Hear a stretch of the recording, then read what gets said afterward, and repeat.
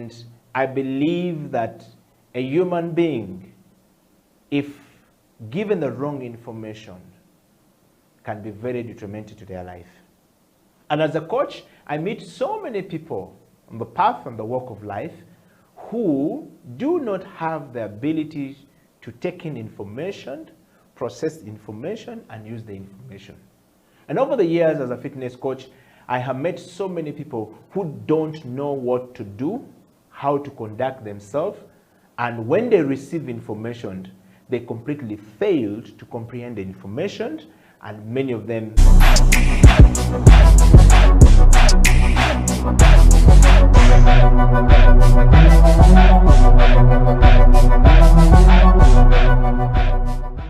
I'm a fitness coach. Over the years, I've learned a lot of things about fitness. And I believe that a human being, if given the wrong information, can be very detrimental to their life. And as a coach, I meet so many people on the path and the walk of life who do not have the ability to take in information, process information, and use the information. And over the years as a fitness coach, I have met so many people who don't know what to do, how to conduct themselves, and when they receive information, they completely failed to comprehend the information, and many of them end up on a very wrong path. And the path I'm talking about is the path of death.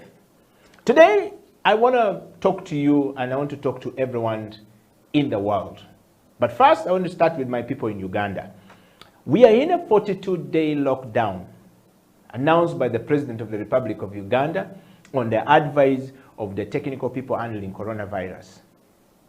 Right now, everybody is scared and everybody is mad and everybody is scared of death. The question I want to pose to everyone is, are you taking time to first of all compose yourself, to think about the information being given? Are you able to process the information yourself and understand what is going on around the world?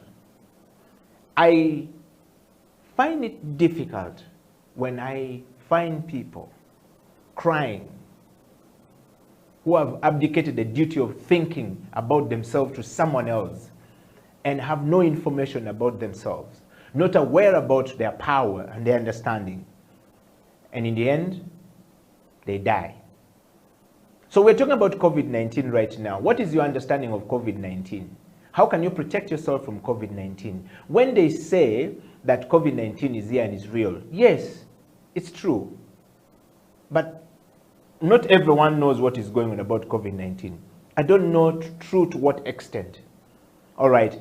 So I'm here to basically address one or two things that people have talked about. And for the next couple of days, Okila Health and Fitness is going to be taking you through what you need to do and how you need to conduct yourself. And when you're given information, what do you do? How do you build capacity of your lungs and of your heart and of yourself to be more fit and more, resilient enough for any disease, whether it's COVID or no COVID.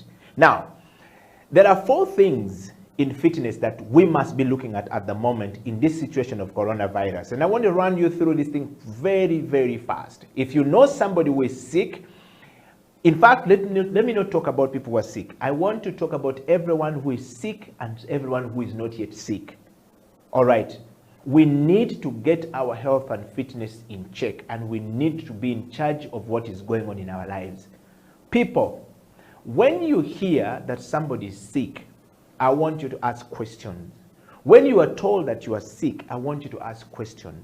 You're not asking questions and you're not thinking. So many of us are dying as a result of the mental state we are put in, not even the disease itself. There's what we call non-communicable disease, a disease that you cannot get from somebody else. It's a system in you, your own system failing, your own system starting to fail, and you having a problem. And if you've gone for a long period of time without knowing it, it's going to put you down. Now, is it possible to get out of it? Yes. How do you get out of it? By doing exercise. You cannot wake up in the morning to go and make money when you're sick. Neither can you make money and enjoy it when you're sick. Nor can you make money when you are sick. Yes, some people are money when they're sick, but it's temporal, right? So today on Okila Health and Fitness Talk, I just want to bring you some really very good healthy tips that you need to take, things that you need to talk about, things that you need to share with your family as a person, as an individual, and you must take it. And I want to start from what I call the primary component of health and fitness. There are 4 things you must know about health and fitness. I'm a fitness coach, and I practice this every single day of my life.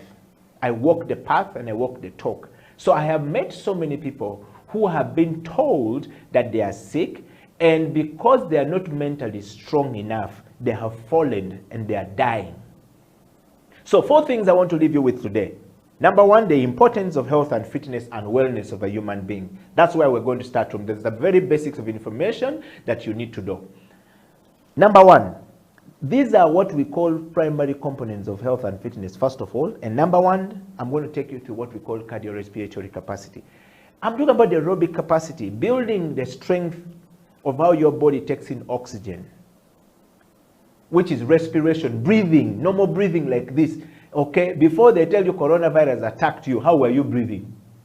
If you're breathing bad and tell you coronavirus attacked you, the fear of coronavirus killing you and killing other people is going to kill you before corona itself killed you, because you don't have enough capacity in your lungs.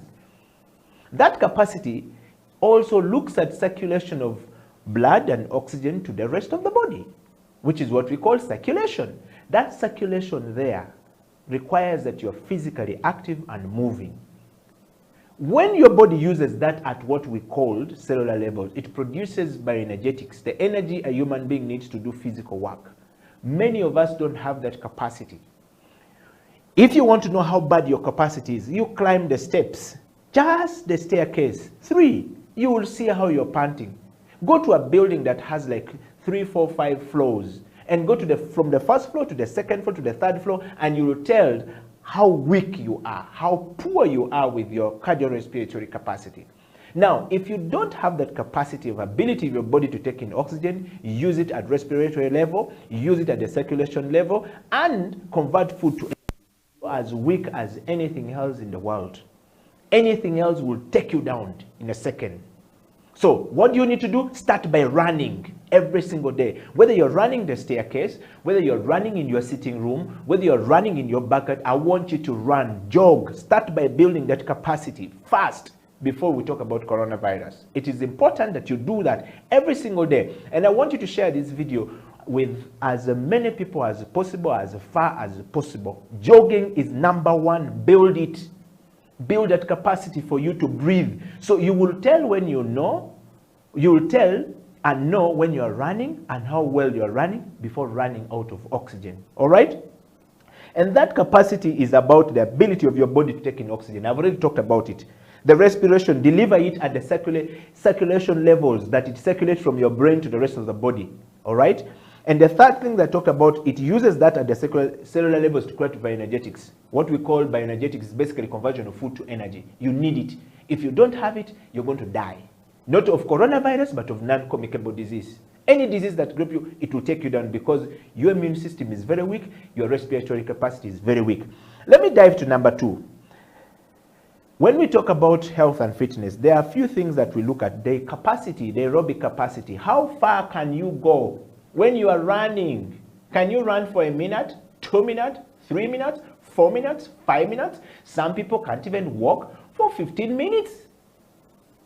And you are crying because coronavirus is going to find you when you are sick and kill you. So the first thing before you talk about SOPs, I don't know what, everything we're talking about to protect coronavirus, you need to build that capacity. If you don't have the capacity, you're going to go down. All right. Number 2. In that subcategory is the aerobic endurance. How hard can you go? How hard can you go? How many staircases can you climb? How many hills can you climb? If you can't climb, build that endurance capacity. Okay? And the other thing I want to talk about is the aerobic strength, is how hard.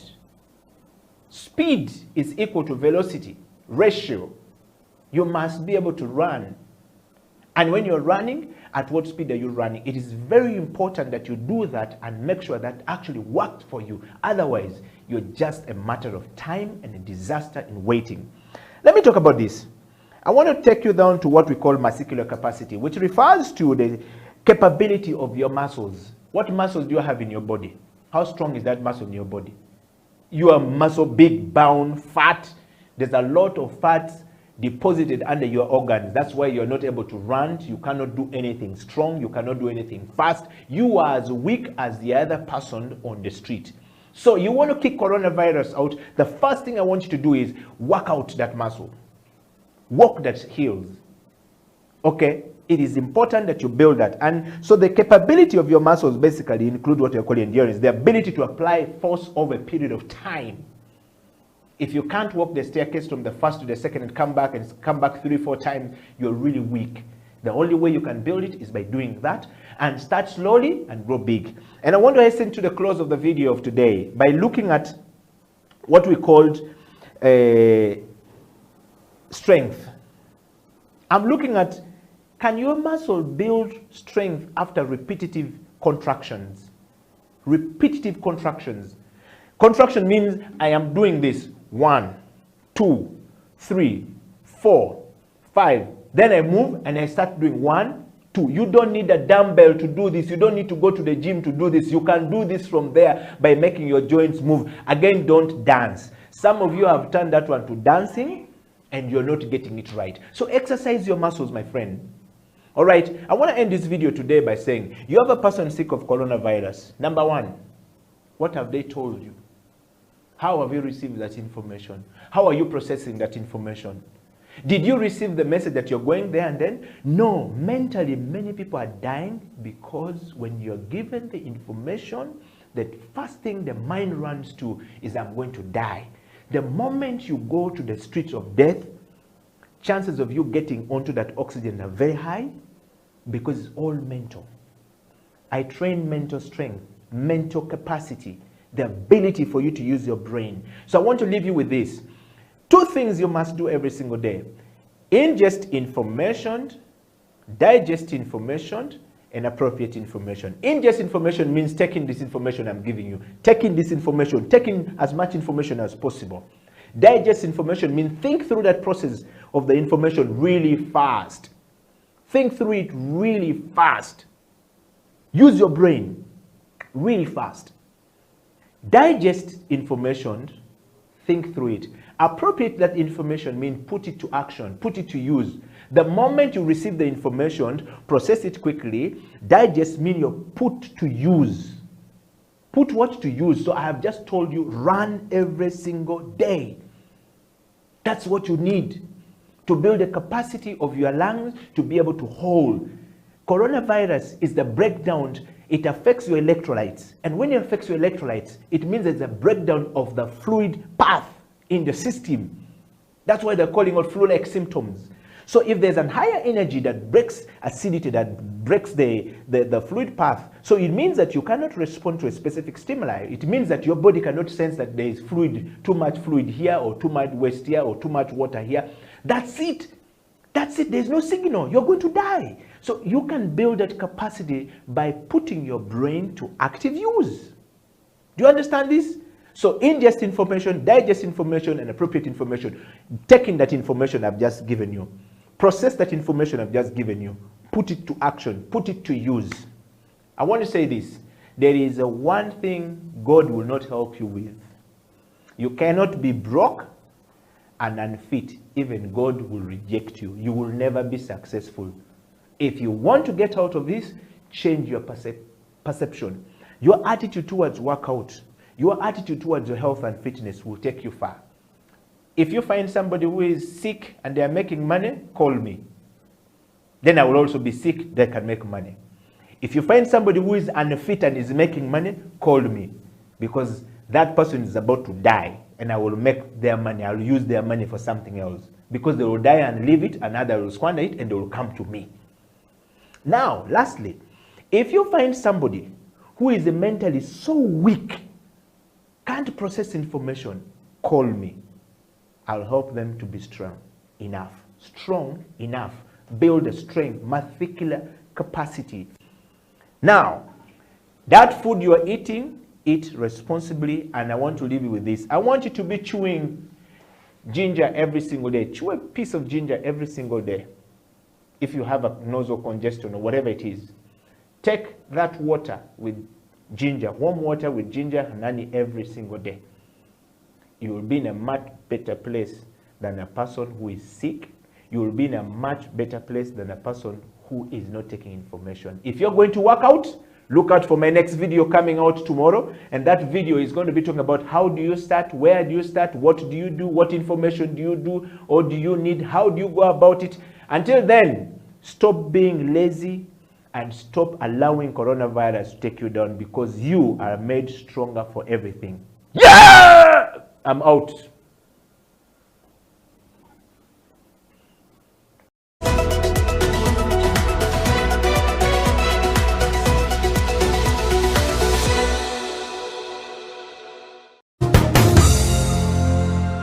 Your killer, and this is the coffee break. With me in the studio is the one and only Tony Miro Chibuka, who is the CEO of Nonda Coffee. He's here on this maiden show to talk about coffee. And of course, the coffee break is a 30 minutes television program focusing on coffee and why the CEOs take a break to go and drink coffee. Why do you have to take a break to go and drink coffee? What is the importance of coffee in our life? Welcome to the program, Tony. How are you doing? And welcome to the show. We can't greet, but we can bonga. Thank you so much. How are you doing? I'm very good, and you? Great, I'm fine, and good to have you on the show today. Good to have you too, sir. On a nutshell, who is Tony Miro Chibuka? Tony Miro Chibuka one is a Ugandan, a businessman. It's all I know how to do. Ever since I finished school, all I've done is business. I've run different companies. I set up and run a company called Uptime Solutions. And now I started out another company with a colleague called Nonda Commodities. And basically our focus is to deal and bring value and a strong business structure within the products that are released and produced in Uganda. To be precise, coffee and tea. So since we are on the coffee break, I think it's just wisdom to talk about the coffee. And during the coffee, talking about coffee, we have our flagship brand called Nonda Coffee. Basically, it's focusing on bringing in a very strong awareness, both locally and internationally, of how great our coffees are as Uganda. Because as you may well know, coffee has turned out to be more of a price-taking commodity rather than a price setter. Yet there are just very few countries in the world that produce coffee, and Uganda being one of those countries that produce coffee. So we came in just to create a little bit of disruption by emphasizing and promoting greatly a local and regional consumption of our coffee. Because we believe that if that increases, it gives our country leverage to be able to call for better pricing for the commodity, and also to give us our own identity as we push our brands and our brand as a Ugandan coffee to the world as a great origin country of coffee. So basically that is the objective of our Nonda Coffee strategy. Well, yes. I want to take you back first before we dive into coffee very deeply. Most times when we have products, we want to know who are the people behind the product. What have they done in life? Who are you? What have you been up to? If you've been to school, what have you studied? What was your life like? Did you drink coffee when you were young? What was going on when you heard about coffee? Coffee is known, the great story behind coffee is known as, coming from the central Uganda. We hear the story of how the Bachigas in the western part of Uganda came to serve the Kavaka, and they left with coffee, going back. And they were not supposed to take coffee, literally stole coffee to take to western Uganda. And now western Uganda have coffee, and so is eastern Uganda. What's your story like, Basically, my story is very interesting. I am definitely I'm bred and raised within Uganda. Like I told you, all I've done is business. I studied entirely through Uganda, went to Ontario School, went to Makerere University, and that's all. But I had a very, very great traditional connection to coffee. Yeah. My grandfather, incidentally, was a very prominent coffee trader. Yeah. And as a matter of fact, actually, is the one who was called Kasana Coffee. And even though you go to Luwero, there's a small town called Kasana. I guess it was named after his trading company, Kasana Coffee Trading Company. Yeah. So growing up, I grew around people trading coffee. My mother used to trade coffee herself. But when my grandfather passed, the tradition of the big dreaming into the coffee industry almost died with him. Now, it was within my thoughts, I don't know, I think it's just God called, when there was a slowdown within the business I was doing elsewhere. The only option that I had to come and bring value not only to me but to many people around me was with coffee. So that's how I end up starting coffee. That's how I end up starting up with coffee. So ever since then, I started with a friend of mine and we thought of how we could start, and we started the brand Nonda Coffee. To mean that we choose coffee. There is time. It shows how much we put into the coffee. To choose Nonda in Luganda means to choose. Coffee. To choose. The word Nonda. The word means Nonda means to choose. To choose. Yes. So, and then coffee is coffee. So we decided to name the company Nonda and the brand called Nonda Coffee. As we take that time to pick the coffee, and we pick it from our relation all the way into where it's coming from in the farms to how it gets to the cup. Wow. Yes. We're talking about coffee right here at House of Talent Television. My name is Eddie Okela, and this is the maiden coffee break right here in Kampala to the rest of the world. We've got a lot of people all across the world who drink coffee. If you're a coffee enthusiast or a coffee drinker, what brand of coffee do you drink? Do you drink, or would you prefer to take every single day? What's your taste for coffee? What is it about you and coffee that when we talk about coffee, it brings you life? Like Miro is saying, Nonda Coffee, choose. Why must we choose your coffee, by the way? Actually, my view and my focus is entirely not just Nonda Coffee. Much as it's a well-selected coffee, it's a very good specialty coffee. Actually, this brand that is our flagship blend is from Kapchora and Mbale. We get the wet-processed coffee and then we blend it from those two different places to be able to come up with what we call the CP roast. Because of the... Explain the CP roast. The CP roast is a chocolate flavored, very well strong, full-bodied coffee. And we've been majorly focusing on the medium roast because most of the palates of people within our country and the region are very not inclined on any other roast but a medium roast. Very strong flavored. It has a fruity note in it. So we believe it's a coffee that can give you a very good cup, because before we roast any kind of these coffees, normally what is happening is that all the coffees that we roast, we first do cup tests on them. And if a coffee doesn't score 85 and above, we don't do the roast. But this is a very good cup. It could give you a very, very full-bodied flavored cup. Maybe one other thing I want to say is that Uganda has always had a uniqueness when it comes to coffee. But the way it was is that our culture, especially the intercastrian setting and the Luo Babito people, we've related with coffee from time immemorial. We didn't have the large-scale commercial structures, but again, coffee was very, very pivotal, both in our social, religious, and economic setting. It is what they used to use when they were playing Omweso, okay? That board game that was introduced by the Bachwezi. But again, it is this very coffee that used to do the brotherhood bondage.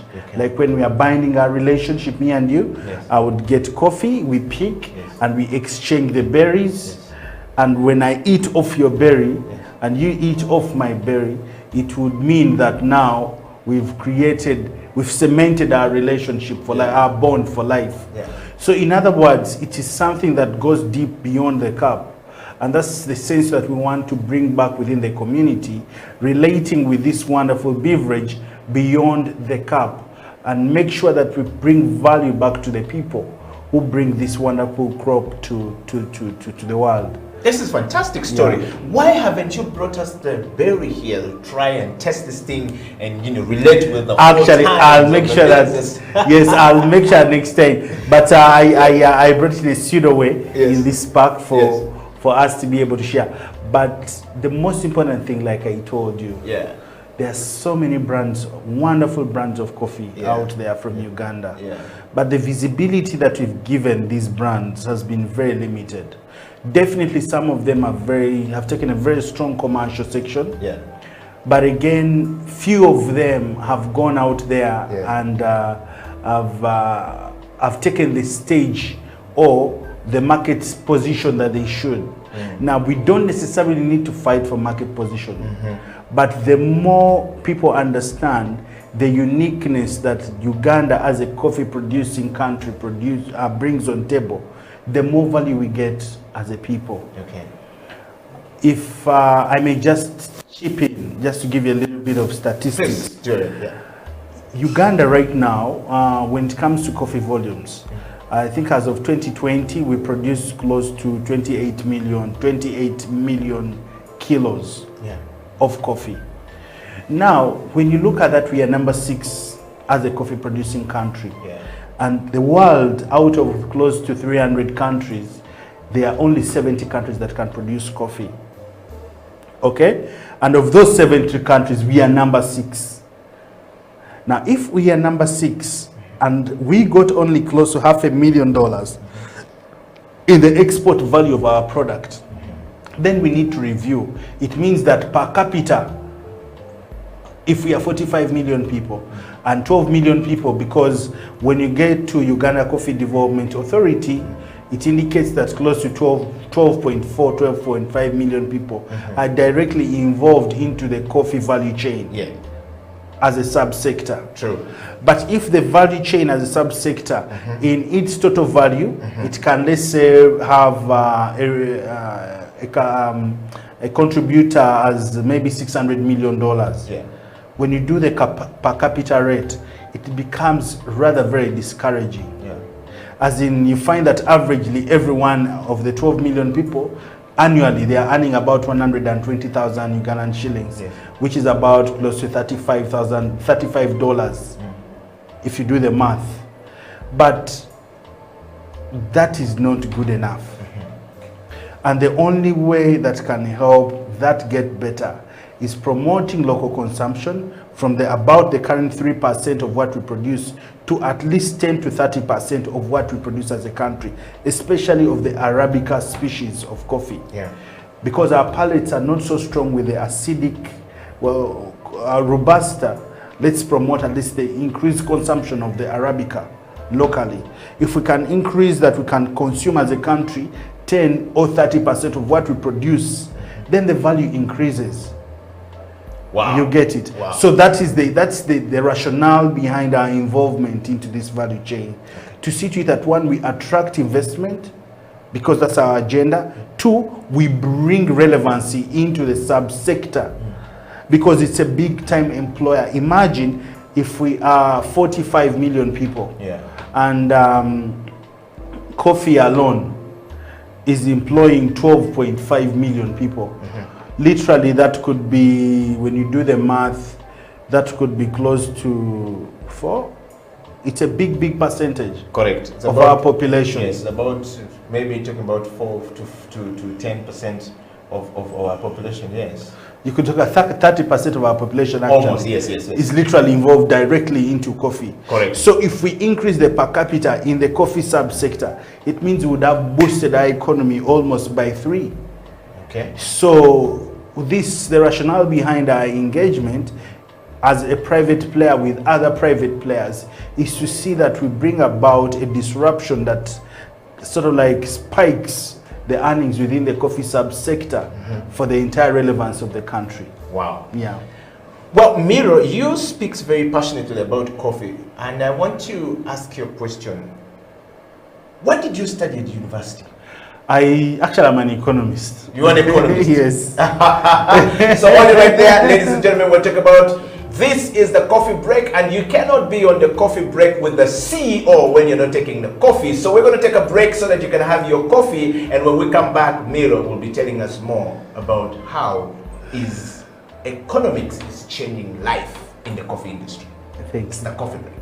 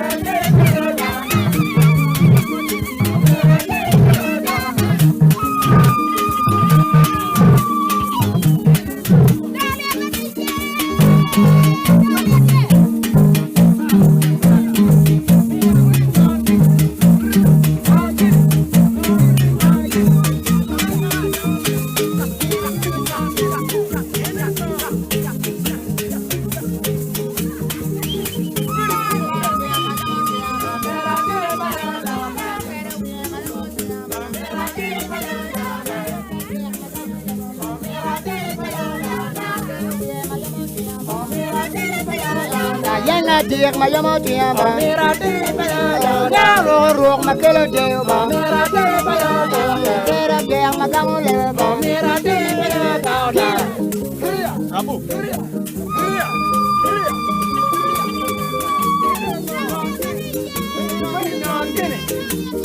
Nana get it, me baby nana get it, oh nana get it. I will down every year. I will down every year. Man wood. Oh yeah. My young man, I'm here.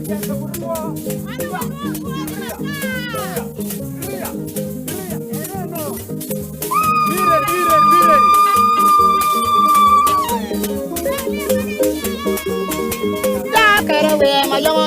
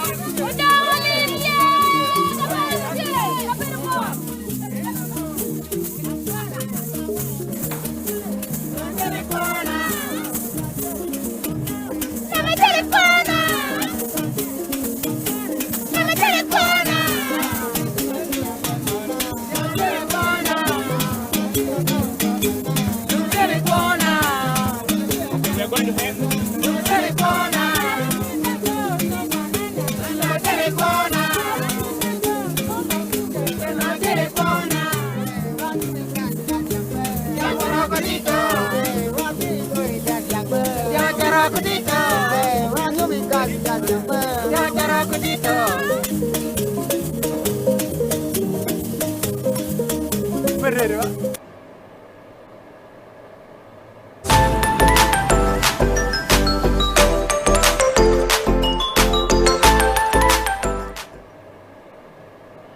a coffee break. My name is Eddie Okila and welcome from the break. I think you have seen that image with the traditional music in that video coming from Noya, where the farmers are yet to start coffee farming and enjoy the moment of coffee in our country. And of course, in the studio with me is the CEO of Nonda Coffee Uganda, and Mr. Tony Miro Chibuka. Tony Miro is not a very new face to many of you. He has appeared on some of our production here before. He was a panelist on the XXL for some time, and we've always discussed some deep, meaningful things. And Mr. Miro is back on the show today to talk about coffee, and this is the coffee break on his maiden day. I'm sitting in for a one Kelly McTavish, who is supposed to be actually hosting this with a harsh voice. Kelly, wherever you are, we're looking for you. If you're in America, we're going to start a plane and pick you up from there and bring you back to Uganda so that you can look after the show. But Tony Miro, welcome. You can talk about coffee without us drinking coffee. Wait for a break so we can take some coffee. So it's a toast to the coffee, ladies and gentlemen. We have a coffee in the studio here, and we're going to toast to Nonda Coffee. So number one, before we went for a break, I ask you, why are you very passionate about coffee? And then I ask you, what did you study in school? When you were in school, what did you study? Let's talk about that. And you started by saying you are an economist. Let's break down to it. Yeah, basically, I trained as an economist. I did economics for my... This is at university? Yeah, the university. That's what I did. And when I left, I think Divinity called me, and all I've known is business. This is all I know how to do. I've made some great strides, I've made some big mistakes, but again, thank God, I'm alive to be able to share my experiences and bring it all together into this subsector. So basically, that's it. I'm quite passionate about coffee, like I said. One, it's a sentimental issue. Two, it's real business. Sentimental in the sense that my grandfather actually made quite a good impact in society through coffee, and as well as he did coffee and ranching. But with my study, I realized that coffee is a very scalable product or commodity that can easily be able to be impactful on different segments. It has a very strong backward and forward linkage. The farmers can, around farming alone, you can do so many businesses. Around the trading between the farmer and the roaster, there's a lot of business. At the roastery itself, there's a lot of business. At the barista level, whereby coffee is served at the cup, there's quite a lot of business. So it's a very intriguing subsector that I was like, I think I could be part of this and see how we really create value for us and other people. Well, thank you very much, Miro, for that. I have a question for you. You are talking about coffee, and coffee brings a lot of emotions to many of us who are coffee drinkers. I'm a passionate coffee drinker. I drink 3 different types of coffee. I drink the house coffee as my #1 brand every single day. I take about 3 or 4 cups of coffee every single day. And I drink espresso, which is a very strong type of coffee that only those who have the exquisite, what we call the exquisite taste for coffee, understand what it means. And we're going to sample that at some point. And I also drink once in a while, you know, the lighter version of coffee for, you know, for us, the African coffee. It's always good to appreciate the value of the African culture. So I take the African coffee, which is mixed with milk, and I enjoy that. And that's the coffee that your parents, our grandparents brought to us and introduced us to. And to all people who drink coffee all across the world, we are talking about coffee and the value of coffee and why you must drink coffee, particularly in Uganda, and why you probably need to give this gentleman a taste for his own coffee. Nonda Coffee is a Ugandan brand coming up, and he's promising quite a lot to take out there. Now, That's me as a coffee drinker. But there are situations surrounding coffee, the knowledge around coffee, from the farmer to the CEO that sits and drink coffee in office. The CEOs always take a break to go and drink coffee from their busy schedule. They are either tired, which means they get a sense of refreshness, a sense of happiness, a sense of belonging from this coffee. Do the farmers understand how important they are in the life of the CEO? And do the CEOs understand how important their drinking of coffee is in the life of a farmer? I think both parties, there's a very big gap of information gap between both parties. Many people are able to enjoy the coffee in the cup, hardly understand the process the coffee gets through to get to the cup. Likewise, many people who produce the same crop understand the impact it has after it has left their farm onto the truck to the cup.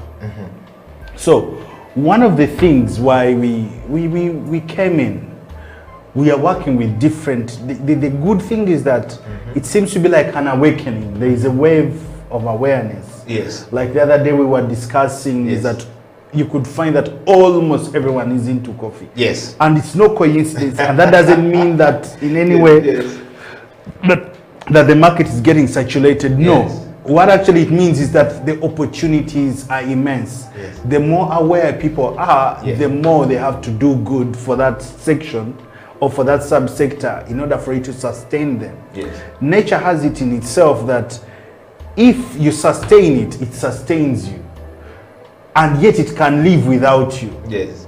In other words, by it just living by in the itself, bush. yes, by itself. Okay. In other words, coffee, if we give it a sustainability structure, it sustains us. But if we don't and we don't look after it, for it will be okay. It has always been there in our bushes. Yes. And it will continue being there. Now, what we really want to do is that we want to create that value so that the farmer is able to realize the impact they have on someone who is seated in Muyenga, someone who is seated in Kinshasa, someone who is seated in Kigali. They understand that, look, I don't do this for me. I do this for the final guy. I would want them to understand that the process of handling both the crop into the planting, the harvesting, and the post-harvest management has a great impact on the quality of cup that is consumed by someone. And if someone can appreciate the quality of your output, they certainly will come back with great understanding of your contribution into the value chain. So what is happening is that over the years, especially I think since 2012, the government of Uganda has been pushing for an increased production of the coffee. And actually, that's why last year we produced quite a lot. We celebrated producing 5 million bags of coffee. Now that's quite a lot of coffee. Okay? But there is also need to improve on the quality of management of the same. Okay? I was sharing with you that the Bugisu origin coffees or the Mount Elgon coffees. The Bududa, which is Bududa. For yes, specialty there's coffee, Bududa, there's Bududa, there's Sironko, there's Mbale, Bukalasi, that side, Mountain Erigon. They have created at least a great name in having consistent cups when it comes to the quality of coffee. Okay? But that doesn't mean that other spaces are losing it. We need to drive the same awareness in other communities, those that produce Robusta and those that produce Arabica, to produce better quality coffees. Because the better the quality, the easier it is we shall drive people to consume more of this coffee in the cups. And that's the value that the farmers are able to get. Miro, thank you for giving us this much information about coffee and for answering that question. But I want to drive you to something more very specific. You said we produced 5 million bags of coffee last year as accounted for by the government of Uganda. And that's quite a number of, a lot of coffee, to speak. Why is it that our coffee's identity is lost? The world knows that at the Starbucks levels and all those high-end places, as Ugandan coffee is known as the best blending coffee in the world. Why are we not the real thing in the cup and that's, across the world? And that's is our identity confused? I think our identity may not be, but it is the deliberacy within the players within the industry. Yeah. I'll give you an example. I think I was doing some research and I saw how we were playing in the 80s, okay? Coming into 1987, all the way to 2000. Oh, I did a research from 1987 all the way to 1997. Yes. Now, what is happening is that with the coming in of privatization, the Uganda Coffee Development Board is off, okay? And everyone had to play their own card to see to it that the coffee is sold and money is returned, because part of the structured adjustment programs was privatization. All government had no, based on the advice of the World Bank, government had no role in business. Theirs was more on to setting up the macro structure for the microeconomics to thrive. Please note that now, it's coming from an economist. Now, yes. What was happening is that when they liberalized the economy, everyone had to play, and in an economy, what you call a capitalistic community, it's all about margin, it's all about profits, and people didn't care about the quality. But like I told you, nature is so itself that it balances out itself.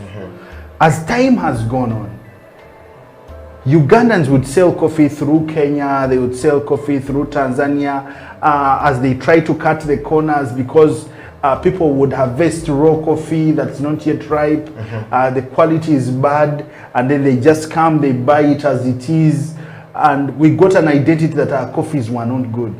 But over the years, there's been a great improvement. Still again, despite the improvement, there has been, much as there is some publicity of the improvement, there is still again a loss into the name. Now that is the reason why Nonda Coffee came into the market. We came not just to sell the packs, we came to create a brand, we came to create a name that can thrive onto the identity of Ugandan coffees as a premium coffee. We want to look out for those premium coffees and be able to market, brand them, and sell them to the world as coffees that are worth taking. And that is their agenda. So, to answer your question, our coffee brands had been lost because of the history. But someone has to rewrite the history that is going to be known into the future. Hold it right there. Hold it right there, Nero. And I want to ask you this question. We are into the close of the show. This is the coffee break. My name is Eddie Okila, Tony Miro in the studio on the coffee break, sitting in for one Kelly McTavish. We're waiting for her to come and really take up the show, and we're going to go to every coffee shop out there and have moments with the CEOs like Miro, and those who drink coffee, those who invest in coffee. And the whole idea behind the show is to make sure you understand a thing or two about coffee, why you must drink coffee.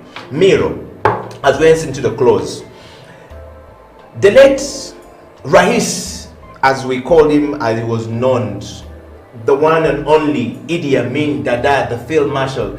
At one point, the world failed to give him the money, and he said, I am going to sell the coffee. And we hear the great story that Amin, President Amin then, may his soul rest in peace, sold coffee and built the resources that some of the great resources that this country has ever seen, a country called Uganda, for those of you who are outside Uganda.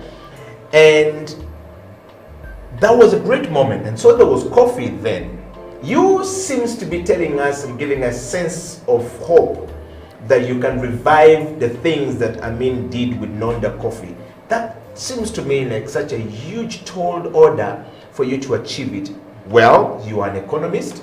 We appreciate that. You understand the fact that your grandfather built coffee from scratch, used coffee to change lives, and that's why in this space in time, Uganda has been named as the most entrepreneurial country in the world. But how businesses that are started today don't live to see its next birthday, as many say. I keep saying it doesn't go beyond 6 months. How are you going to make sure that Nonda Coffee does not die and does not revive the hope, the trust that we once had, the pride of coffee that Amin once had, which we have lost, as you talk about? Okay, first and foremost, I really believe, one, Nonda was registered in 2019. And we've been moving since then, even through COVID. But most importantly is the fact that we are moving from basing on a strong heritage of being involved not only in business but in coffee, both as farmers, traders, and now as value addition organization. Now, you are asking me, basically you are saying, look, in the 70s, the late President Idi Amin utilized the resources from coffee alone to invest into the outreach program of embassies and all that. Now, let me tell you something. Currently, a kilo of coffee, Arabica, the green bean that produces this coffee, goes for about $3, $3.43. Okay? But when you add value to this, you're able to sell it between $7 to $15 per kilo. Okay? Now, I was telling you that if only and only if 30% of what we produce only of the Arabica, we can be able to consume as a country or within the region. Okay? We are producing close to 56,000 metric tons of Arabica. You understand? Those are about 5.6 million kilos of Arabica. If we can consume 30% of that, which is close to about 1.4 million, 1.5 million kilos, and we sell the 1.5 million kilos at $10, that's close to $15 billion. 15 billion. By just value addition, 30% of that produced only in Arabica, you're not even talking about Robusta. And what that would do, because now our Arabica will be rare on the market, its value will increase. If at all it increases from $3.4 to $4 or $5, because it has become a specialty rare coffee. Okay? It has also increased. Now you find that currently right now we are producing more bags of coffee, but the value is low, and the per capita in the subsector, like I said, is very low as $40 per annum. No one wants to work for $40 per annum. But if we add value, increase the local consumption to the 30% and make that $15 billion alone from Arabica by value addition, our economy right now is close to $35 billion worth of GDP. So if coffee alone comes in at 0.5%, literally we've grown by 50% in real GDP terms. So what am I trying to say is that coffee alone, if we play well, if the government supports the local players, if there are campaigns by local players to see that the local consumption of coffee increases, let them be part of that. There be the subsidies. I know those are things that I talked about in the news, but they are very hard to realize when you go into the real business. So basically, to answer your question, coffee can do so much for this economy. If as a sub-sector, we can increase its GDP contribution from the current 600 million that we celebrate to even though it were $2 billion, of which it's possible within very realistic terms without necessarily trying to talk things that are unrealistic. We are talking about just the realistic transactions that can happen within the value chain, whereby you say, of the Arabica that we produce, 56,000 bags of coffee of the Arabica, let's consume 30%. Let that be our target. This year, let it be 10%. 5,600 bags, let's consume them as a country. I'm telling you, the value we can generate by adding value on every kilo of coffee, whereby we are promoting local consumption, we are promoting value at source, whereby even for the export, we get into bilateral transaction or negotiations.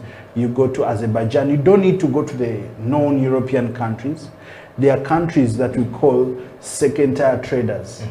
The primary tiers are Germany, Italy, Switzerland. You talk about USA, Netherlands, England. Yes.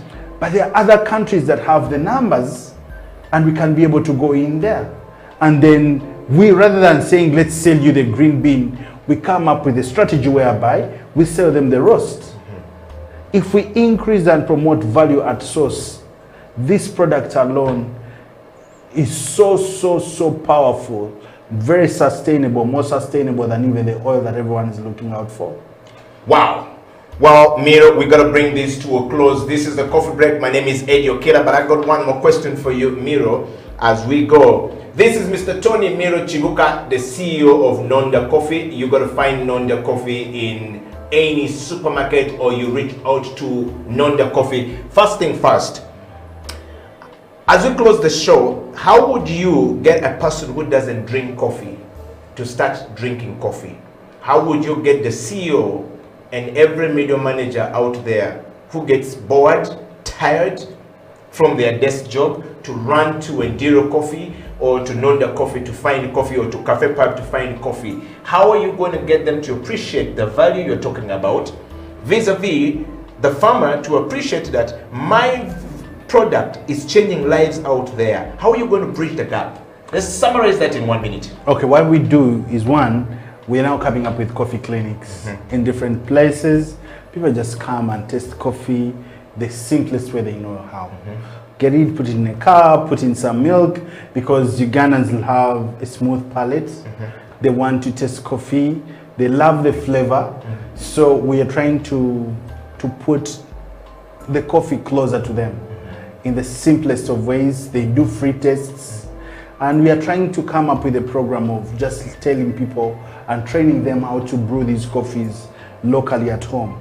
Maybe just one thing to mention. Yes. I would want people to understand that there is a very big difference between what we call an instant coffee and a fresh roast coffee. So most of the coffees that you're going to find as local grown coffees or brands, they are what we call fresh roast coffees. They are very, very good coffees. They are not instant coffees. You don't put them in the cup and they dissolve, but they'll give a very good cup. You'll get the real rich flavors, and they'll give you a distinct taste that you may not find even in most of the instant coffees that you take. But all I could say is that we can teach you how you get a very good cup of coffee from our fresh roasts. Thank you again, Mr. Okila. Well, you've had that one from Miro. Miro, thank you very much. What's your one last shot in seconds of that if you were to say to me right now on the street will get the person to drink Nonda Coffee in second?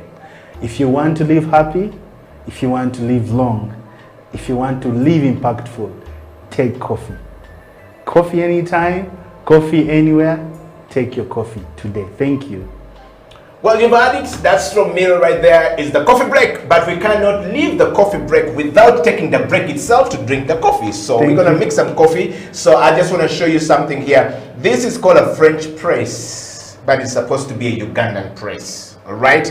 And I'm going to serve my guest here coffee. Thank you. And we're going to take the coffee and take a coffee break. We've come to the end of the show. It's the coffee break. And before I go, I want to say thank you very much, Juliet Nambalirwa Chiaga, for watching the show. I see a number of you. I'm going to bring names of people who I have not seen before watching the show. And Juliet, you have won yourself a cup and the t-shirt and a pack from House of Talent, courtesy of Nonda Coffee. We're going to deliver it from House of Talent. And there is another gentleman here called Luzemu Amonoli. You've also won yourself a pack from there. And we're going to make sure that Nonda Coffee bring this to you. And to all of you guys who had kisses and disses coming, we're not going to be able to read all of them because we're going to go. We've got to go because the slam dunk basketball is coming up here. And Felix Owopald and of course the one and only Patricia Cahill is going to bring us the slam dunk basketball. We got to run. It's now time for us to take off. Take a sip, take a coffee break. Until next week, Friday, Miro will be back. Thank you.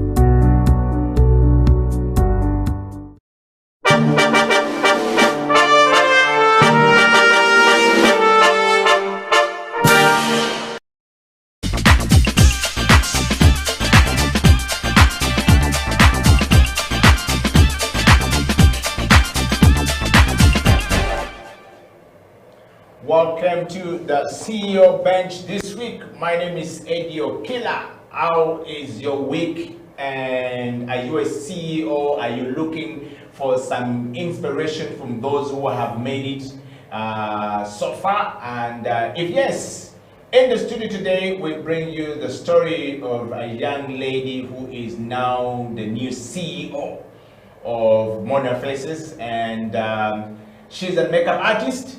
And she's been doing this for a very long time and already in the studio. So welcome to the CEO Bench. Mona, how are you doing? I'm great, how are you? So your name sounds like a French name. Maybe it is. My real full name is Mona Lisa. So Mona is half of that. Okay. Yeah. And welcome to the CEO Bench. Thank you. Thank you for having me. We're going to start the interview straight from the very important point of first of all knowing who is Mona in a nutshell. Who is Mona? Where did you come from? Where did we find you? Who brought you to this world? Where are they? What happened? That's long. That's going to be really long. Yes. So we want to know the long and short of all of it. Yes. Okay. So my name is Mona. I am a self-taught makeup artist, Ugandan, born and raised in Uganda. I have been doing makeup for 6 years now. Professionally, I've built a business around it. I'm a full-time makeup artist. I own a makeup studio at Kisementi at the Bistro. Yeah, I guess that's about it. Really brief. Yes, brief. Yeah. So we want to know, did you study makeup? I did not. Like I said, I'm self-taught. Okay. So I started doing makeup when I was still at uni. I was 22 when I started doing makeup. In my second year at MOOBS, I was doing office and information management. Yeah, and I wasn't a big fan of that. I've always been an artist. I've always been into beauty growing up. So yeah, eventually I started doing makeup for my friends for fun. And I met a few friends who were also in photography, Lavington and Hillary. They had Blush Media at that time. And we decided to create content for social media and posted the pictures, and they went viral. And then, so when it does, yeah, the rest is history. Well, to all the people joining us all across the world, we are talking to Mona Lisa, and of course, she's the CEO of Mona Faces. Mona Faces is one of the makeup studios straight out of Kampala to the rest of the world. The first. And the first professional one that we know. Of course, there have been many people doing makeup business in Uganda, but you seem to have revolutionized the whole makeup business and taking it to a whole different level. Yeah. Mona, we just want to get straight to the interview. The girl child is known for always not thinking outside the box. And you said while doing your office management bachelor at MOOBS, you decided that you were not cut out for what you were studying. What informed your decision to pick up yourself from that point to do what you're doing now? I'd say for me, I was mainly led by my passion. I'm a very passionate person. I like to do things that I want to do. Like literally, I'm not going to do something if I don't want to do it. So I would say hated. I wasn't a big fan of what I was studying at that time. Yeah. I've always been an artist. I thought I would do art at university, but you know how they decide what course they give you. Then they ended up giving me that, and I was bored every day. So when I started to do makeup, actually I would have classes in the day, and then at night I would go and buy those there used to be those MBs, you know, those MBs that would go from like midnight to 6. Yes, to morning. To morning. Yes. So I would watch tutorials the entire night. Yeah. Wow. And then the next morning, I'm excited to try it out on my roommate at hostel. Yes. Yeah. So that's how it started. And then social media had also come up, Instagram. So we started to post our pictures, and this is something that I had so much fun doing. So I was guys, enjoying it, and then people started calling me up, booking me, and it got busy. And then I realized, shoot, this could actually be something. Yes. So I had to pick, I had to make a choice, decide what I was going to focus on more, what I was going to do more of, and I chose makeup, and yeah, I had to go in with it and do it 110%. All right, so it's not an easy thing if you're starting a business. So on the CEO bench, we often bring people who have reached a certain degree of success in their businesses.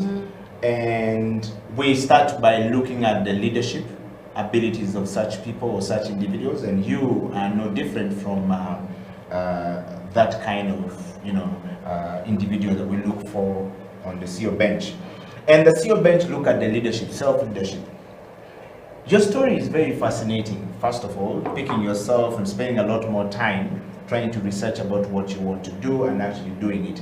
In Uganda, we are not known, or mainly in Africa, we're not known for a lot of research and development before we start our business. Our businesses are usually started with, oh, my auntie is doing it, so I may also as well just do it, or my cousin is doing it. I think I love what my cousin is doing. But from your story, you're saying you started by going to YouTube and trying to make sure you actually get all of this done. Mona, I want to take you to the first question, which is, why did you pick yourself? I know you said you're already passionate about it, but leadership is about picking self and giving self meaning. What drove you to giving yourself meaning as a leader? To us, we qualify you as a person who is a leader. You picked yourself, gave yourself meaning, and started to do what you're doing today. Oh, that's a very interesting question. I don't even think I've been asked that before. Yeah. Okay, I think I just found myself in that role. I don't think I've ever looked at myself as a leader. It's only now that I'm already doing it that I'm like, oh shoot, I actually am leading people, I'm teaching people, I'm mentoring. It didn't start out like that. Like I say, it started out purely passion. This is what I enjoyed to do. I didn't mind waking up at 4 a.m. and doing it until midnight and doing that same routine again and again and again. And then eventually I obviously I got busy, so I had to employ people, I had to employ other girls. I love to work with girls. I employ only girls. No offense, but like literally all the makeup artists I work with, the manager at the store, my manager, even my graphics designer now is female, so I love that. So I found myself in that role already, and then now I was like, okay, I need to I think I try to read more, I try to find as much knowledge as I can. I don't think I am there yet, but I try my hardest to to mentor other people and work with them. And I also love to share. I think that's where the leadership maybe comes in. I like to teach what I already know, so I'm always teaching people how to do. I do master classes, I train people at the studio, and most of the people that I train how to do makeup end up being my employees. Okay. Yeah. Parents are usually not quite easy with children, particularly when you decide to do something that they don't feel comfortable with, something that they didn't send you to school to study. And then you say, we sent you to school to study office management so you can become a serious, significant person pursuing a white-collar job, and you're telling us this thing called makeup artist. What are you talking about? We don't even understand it. And how did that go with your parents, by the way? Your dad and mom, when you first told them, yo, this is what I want to do? Well, unfortunately, my father had already passed. Could you speak louder? More yeah, yes. Okay. So my father had already passed. He passed when I was in my senior 5, right before I turned 18. So I only had my mom, and my mom is she's a free spirit. She's very easygoing, and I'm very grateful for that. She really just lets us do what we love to do. And I've always been I'm the firstborn at home, firstborn of 3. I've always been very responsible and also very strong-headed. Like, I know what I want. You don't look like though. Yeah. I am, yeah.